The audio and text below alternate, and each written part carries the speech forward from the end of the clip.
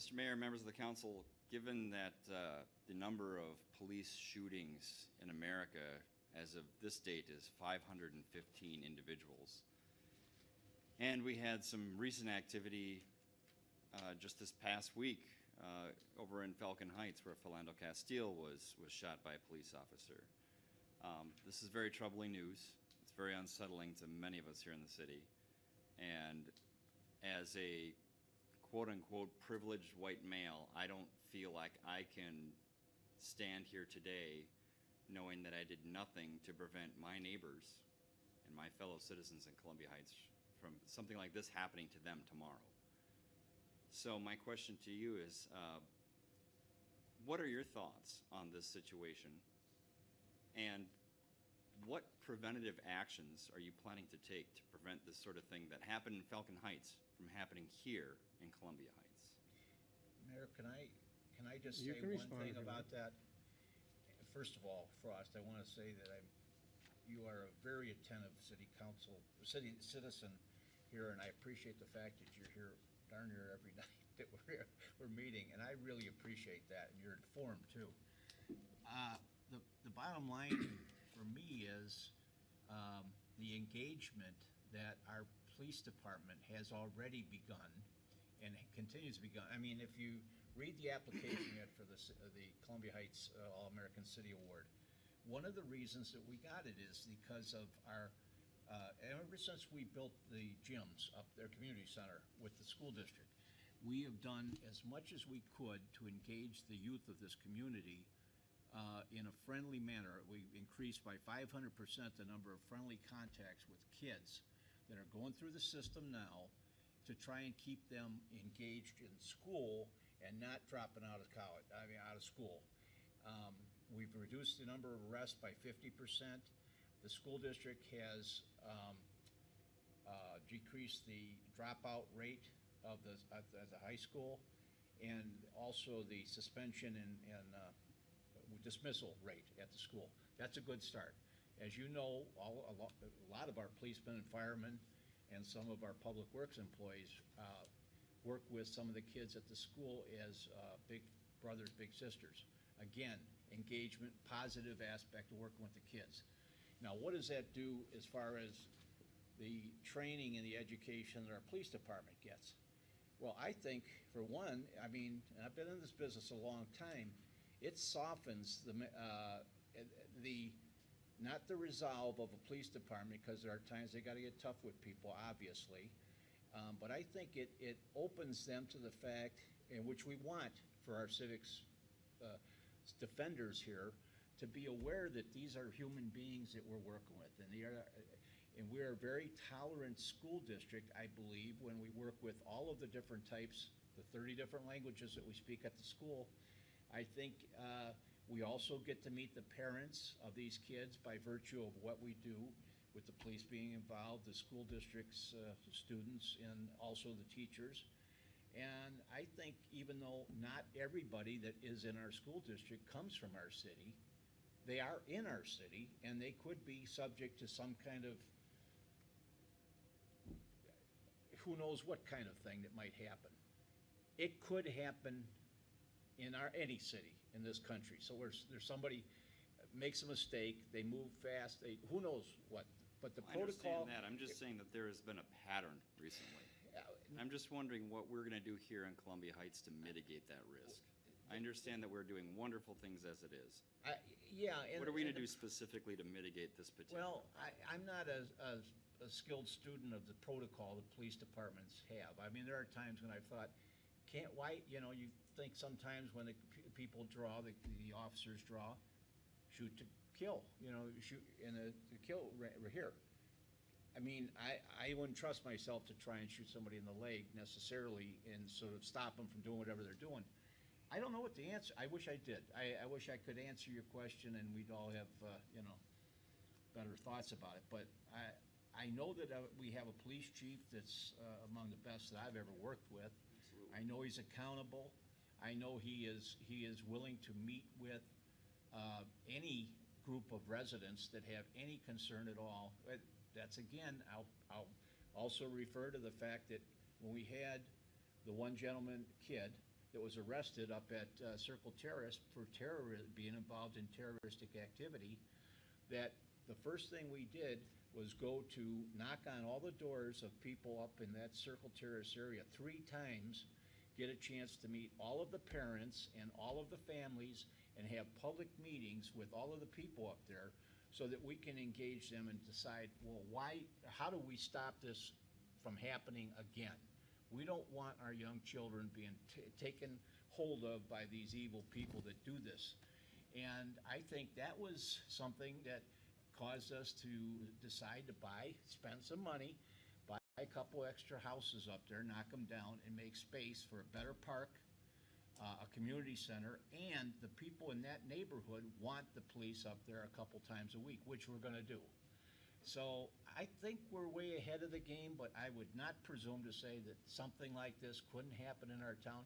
I think we're way ahead, the fact that we have contacts integral to all of the community. We're involved with the Tibetan community. We have an active Tibetan group in town, the Somalis, the Spanish speak, Peruvian, Ecuadorian.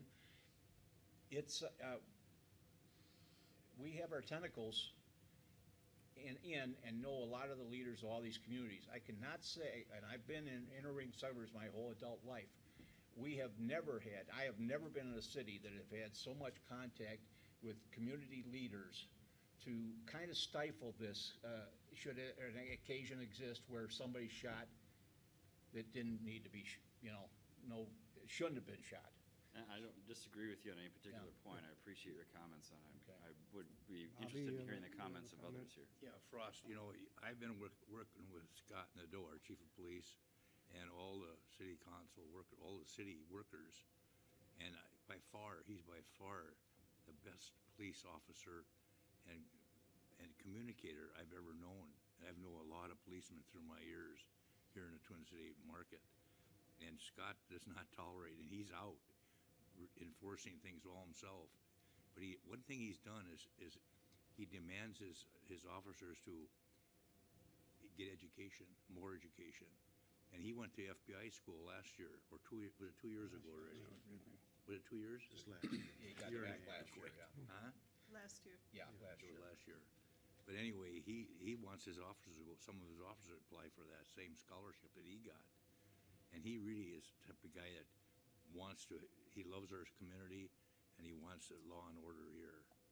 And I think that he's different. It's a whole different picture that I see today. So I think we've been proactive long before this. Even though the country is different, it's a different day in the country, but he is a great chief, and by far the best I've known. I do agree with Walt and Bobby on the fact that we are out in front of this. Not to say that it can't happen here. Anything can happen. Yeah. However, our officers have had sensitivity training. They've had race training. We have hired minority officers.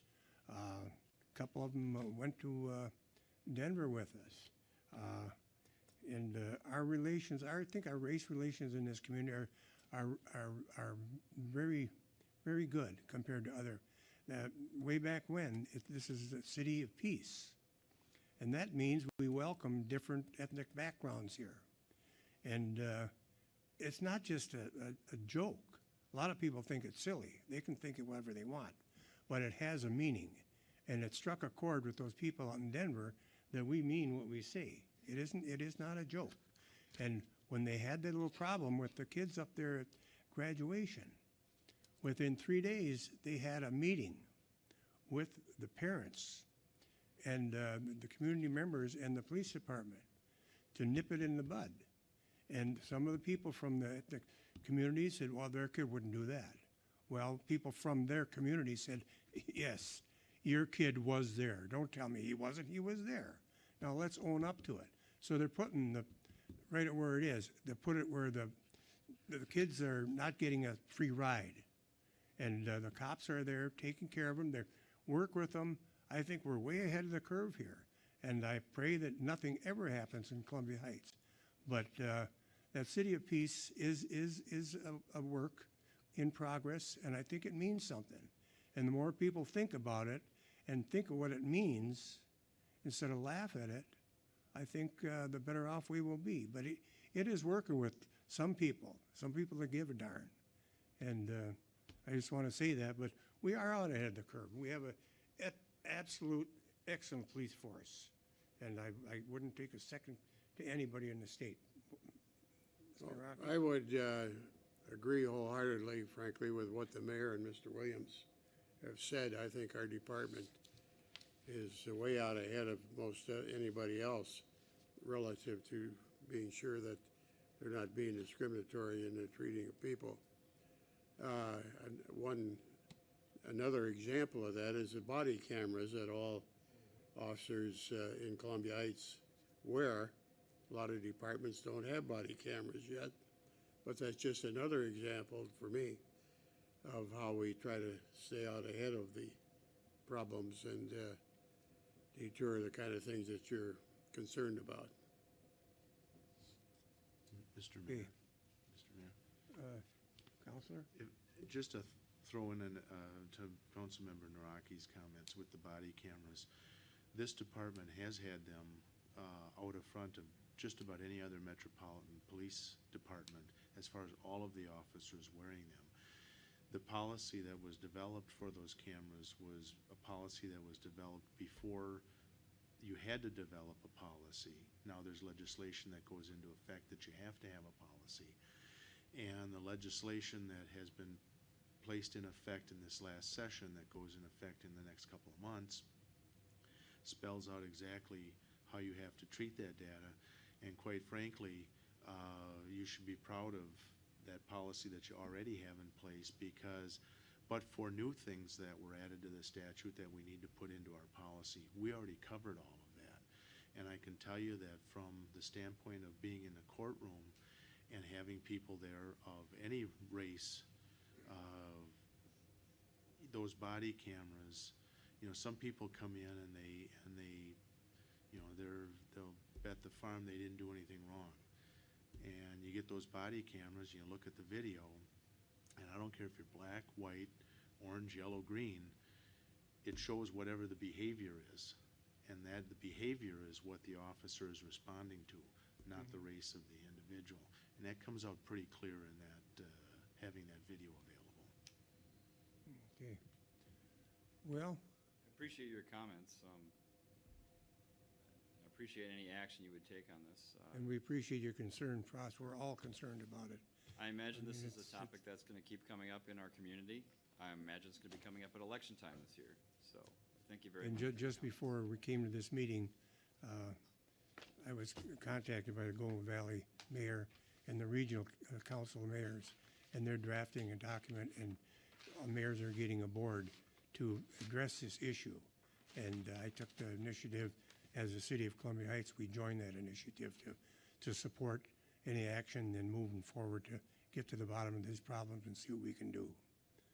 Okay. Very much.